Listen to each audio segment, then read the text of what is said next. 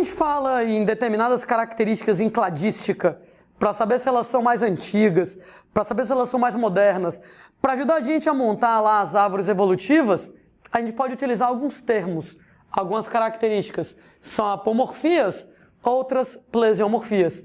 Eu sei, gente, que o nome é horroroso, daí o pessoal Deus só quer nem o resto do mundo se exploda, né? Não precisa saber decorado o significado dos termos. Acredito eu, que se o Enem quiser brincar com isso, ele vai dar a definição e apenas pedir para você trabalhar com a situação problema, mas o pessoal do vestibular tradicional é aquela história, né? Infelizmente, você vai ter que saber previamente o significado dessa terminologia. Uma característica que é uma apomorfia, ela é uma característica exclusiva de um grupo de seres vivos e comum a todos os integrantes do grupo. Em outras palavras, tá, gente?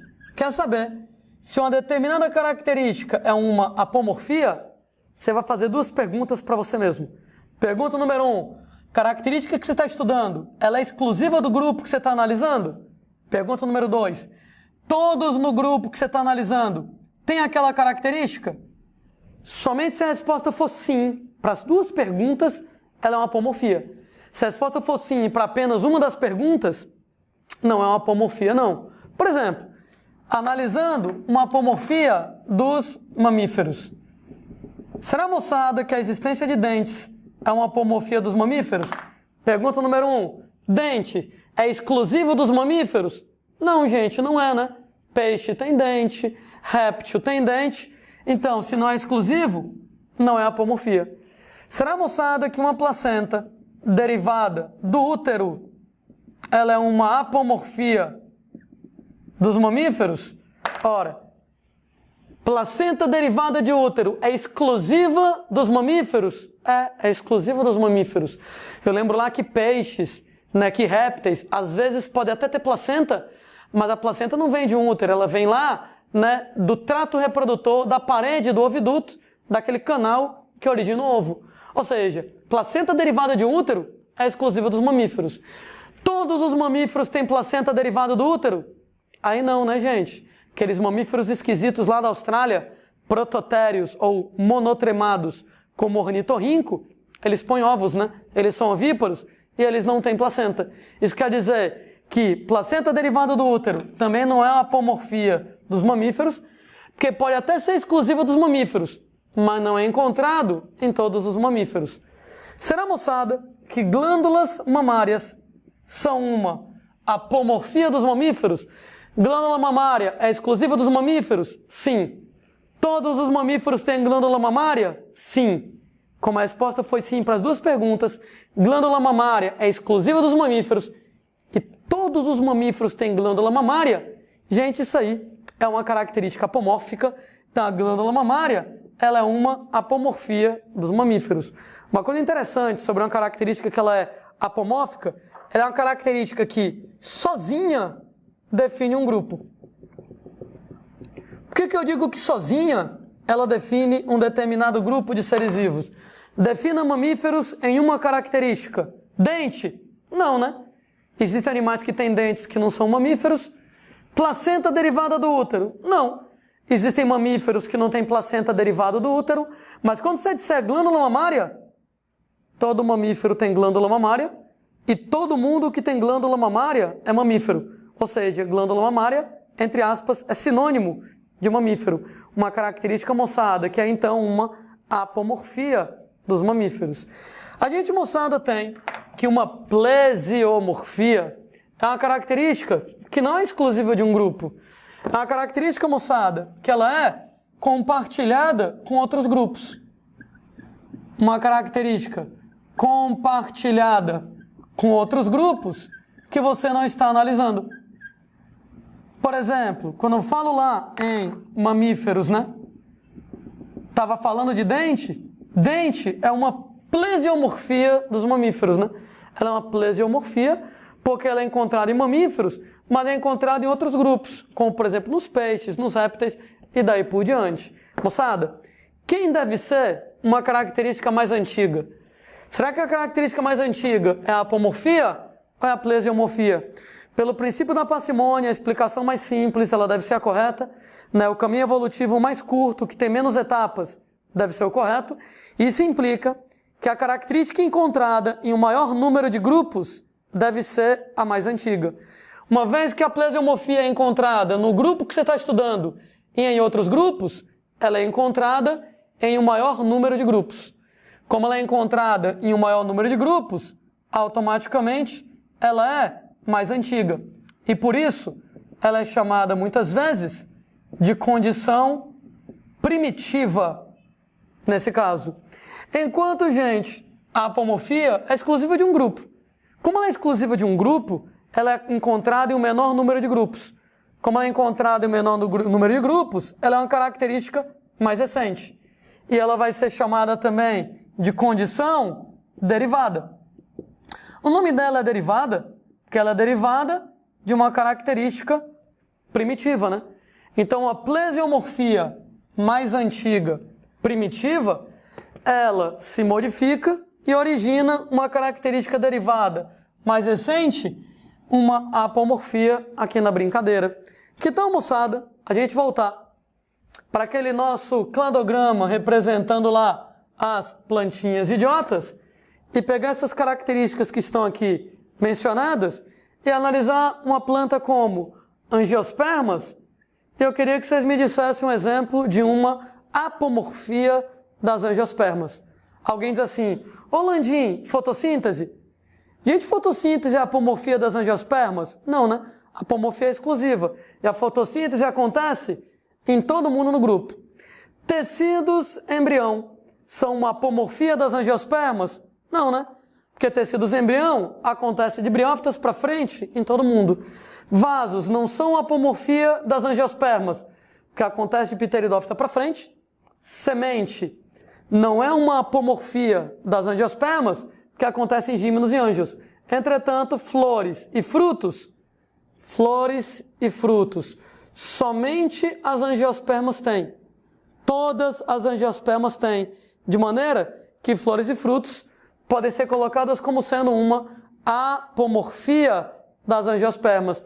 Então, notem que tudo diz respeito ao grupo que eu estou analisando.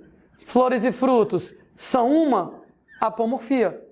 Qualquer outra característica que você citar para as angiospermas nesse esquema serão plesiomorfias. Semente é uma característica mais antiga, plesiomorfia. Vaso é uma característica mais antiga, plesiomorfia. Tecidos embrião, fotossíntese, serão plesiomorfias se você está analisando particularmente o grupo lá das angiospermas. Notem que a apomorfia ela é mais moderna, tanto é que ela está aparecendo mais em cima no cladograma, e as demais características são lá mais antigas, que elas estão aparecendo mais embaixo, né? A mais antiga de todas elas, nesse caso lá, a fotossíntese. De qualquer maneira, para as angiospermas, todas as outras características, elas são plesiomorfias. Deixa eu mudar o grupo, tudo bem? Vou colocar agora o grupo das gimnospermas. Eu queria, moçada, um exemplo de uma apomorfia das gimnospermas. Uma característica que ela é exclusiva das gimnospermas. Fotossíntese? Não, né? Tem na alga e tem em todo mundo. Tecidos em embrião? Tem na briófita e daí para frente. Vasos condutores de seiva? Também tem na pteridófita e daí para frente. Semente? Tem na gimnosperma, mas também tem na angiosperma. Cuidado, que a gente quando representa um cladograma, não é obrigatório ter apomorfia para todos no cladograma. Aliás, nesse esquema, o único cara nesse esquema que tem apomorfias dele é a angiosperma, né? A angiosperma, ela tem flores e frutos como apomorfia. Nenhum outro grupo tem uma apomorfia, porque a gimnosperma tem a semente, só que a angiosperma também tem. Pteridófita tem vasos condutores de seiva, mas gimnospermas e angiospermas também têm. Briófitas têm tecidos em embrião, mas os outros grupos também vão ter. Então, nesse caso, gimnospermas, pteridófitas, briófitas, todos os outros grupos que você está analisando não apresentam apomorfias. Cuidado, moçada, que a gente, nesse caso, não é obrigado a ter uma apomorfia em todos os indivíduos que tem num certo cladograma. Eu continuo, gente, me divertindo aqui, filosofando com vocês, porque tem o nome apomorfia, tem o nome plesiomorfia, e tem duas derivações desse nome. A gente pega lá da apomorfia, a gente pode utilizar a nomenclatura autapomorfia e pode utilizar a nomenclatura sinapomorfia. Eu sei, pode xingar, isso aqui merece ser xingado, esses nomes, eles são muito feios. Uma autapomorfia, ela é uma apomorfia propriamente dita. Eu digo que ela é uma apomorfia propriamente dita quando ela é apomorfia para um único grupo que eu estou analisando. E uma sinapomorfia, ela é uma apomorfia para mais de um grupo. Claro que não deu para entender, lá vou eu tentar exemplificar. É como se a apomorfia fosse singular. Como se fosse singular.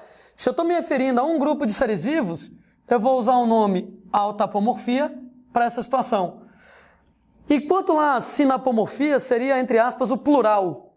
Quando a gente fala lá de mais de um grupo, uma apomorfia e mais de um grupo é uma sinapomorfia. Singular, um grupo, autapomorfia. Plural, mais de um grupo, sinapomorfia. Ainda não ficou claro? Beleza. Por exemplo, quando eu volto lá para o nosso simpaticíssimo cladograma aqui na jogada, se eu pego, por exemplo, o grupo de referência, o grupo focal, o grupo que eu estou estudando, angiospermas, a característica flor, ela é uma apomorfia. Flor é exclusiva delas. Como eu estou me referindo a apenas um grupo, esse grupo é a angiosperma, a gente pode dizer que ela é uma autapomorfia nesse caso.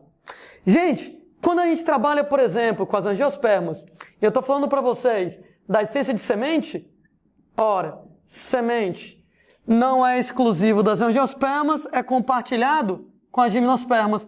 Então eu vou dizer para vocês que a semente é uma plesiomorfia em relação à angiosperma. Agora, isso se o meu grupo focal, se o grupo de análise que eu estou fazendo, se o grupo que eu estou estudando é angiosperma. Então, se o meu grupo de análise, o grupo focal é angiosperma, flor é uma apomorfia, que é exclusiva das angiospermas, só elas têm. Como é um grupo angiospermas, eu posso chamar de autapomorfia. Semente já não é apomorfia, porque é compartilhada com as gimnospermas, então é a plesiomorfia. Entretanto, eu vou mudar o grupo focal. O grupo focal agora, gente, vai ser um grupo que ele vai pegar gimnospermas mais angiospermas. Um grupo, moçada, que eu vou chamar de grupo X. Meu grupo X é a gimno mais a angios. E aí, nesse caso, quando eu falar para vocês de semente, olha que legal, moçada. Semente é uma característica exclusiva da gimnos e da angios. Semente não é encontrada em nenhum outro grupo. Ela é exclusiva da gimnos e da angios. De maneira que eu poderia dizer que a semente ela é exclusiva de gimnos e angios, ela é uma apomorfia de gimnos e de angiospermas. Então ela é uma apomorfia da gimnos e da angios. Quando eu falava da angiosperma, eu estava falando de apenas um grupo. Quando me refiro a um grupo, a apomorfia se chama autapomorfia. Mas agora que eu estou falando de angios e de gimnos, a semente ela é uma apomorfia de dois grupos. Ela é a apomorfia da gimnos e da angio. Então pode dizer que ela é uma sinapomorfia aqui nesse caso. De novo, se o meu grupo focal, o grupo que eu estou estudando é angios, flores são uma apomorfia das angiospermas e angiospermas é um grupo. Então, quando a apomorfia é de um grupo, eu chamo de autapomorfia. Mas se o grupo focal, o grupo que eu estou estudando, ele pega gimnos e angios, semente é uma apomorfia desse grupo, é exclusivo da gimnos e da angios, mas como é gimnos e angios são dois grupos dentro do grupo, a gente vai usar o nome sinapomorfia. Por isso que eu estava falando meio que singular e plural, né? Um grupo, autapomorfia, singular. Dois grupos, sinapomorfia, plural. Se eu estou analisando um grupo, apenas um grupo, a apomorfia se chama autapomorfia. Se eu estou analisando mais de um grupo, a apomorfia se chama sinapomorfia. Se o grupo focal é gimnospermas e angiospermas, vasos condutores de seiva, nesse caso, já seriam uma plesiomorfia nesse caso, né? Pode notar que os vasos condutores de seiva já não é exclusivo da Gímenos e da Angios, já é compartilhado com Pteridófitos e com outros, já seria nesse caso uma plesiomorfia. Gente, nós temos lá a apomorfia, ela pode ser autapomorfia ou sinapomorfia. O nome autapomorfia, quando eu me refiro a um grupo, angiospermas. Sinapomorfia, quando eu me refiro a mais de um grupo, Gímenos e Angios. E quando a gente fala lá de plesiomorfia, a gente pode usar a nomenclatura simplesiomorfia, onde a simplesiomorfia, nesse caso, vai ser uma plesiomorfia que ela é encontrada em mais de um grupo. De novo, é como se fosse o plural do termo plesiomorfia. Quando eu me refiro a vários grupos, uma plesiomorfia de vários grupos pode ser chamada de simplesiomorfia aqui na parada. Não, Landim, não entendi. Tudo, moçada, diz respeito ao grupo focal, né? Então você primeiro tem que chegar e delimitar o grupo focal. Não faz sentido perguntar se uma característica é apomorfia ou plesiomorfia, ou autapomorfia, ou sinapomorfia, ou simplesiomorfia, se você não tiver, nesse caso lá, um grupo focal. Então, por exemplo, eu estou pegando o grupo focal aqui na jogada, ele vai ser Gímenos e Angiospermas.